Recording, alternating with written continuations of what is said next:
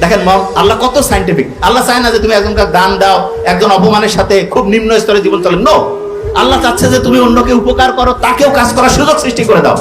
তাহলে অন্যকে ধারের সিস্টেমটা যদি আমরা ঠিকভাবে চালু করতে পারতাম।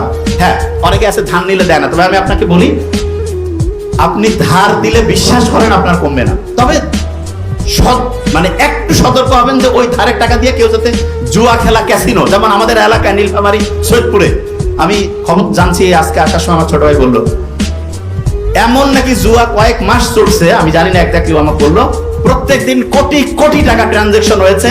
অনেকে নাকি 50,000 70,000 টাকা লোন নিয়ে ওই যে পুরস্কার পায় 30-40 লাখ 50 লাখ টাকা, আর মানুষ নাকি 40,000 50,000 টাকার লটারি 10 টাকা যদি লাগে যায় ওই নেশা করছে।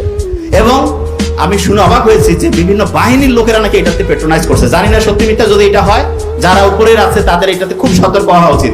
সারা দেশের কোথাও জুয়া যদি লাগা যায় যে 10 টাকার লটারি, এগুলো আল্লাহ নিজে বলছে শয়তানের কাজ, এগুলো থেকে আমরা যাতে বিরত থেকে এটা মাথায় রাখতে হবে। এবং অন্যায়ের প্রতিবাদ করা, এইটাও কিন্তু একটা উপকার। খালি অন্যকে আপনি উপকার মানে কি, অন্যায়ের প্রতিবাদ করলেন, এইটা সবচেয়ে সেরা উপকার। এবং এই কাজটা করা আমাদের খুবই দরকার। ওকে, তাহলে অন্যের উপকার করা এটা ইসলামের মৌলিক কাজ। দেখেন, ইসলাম যে সারা দুনিয়া জয় করছে উপকার করে।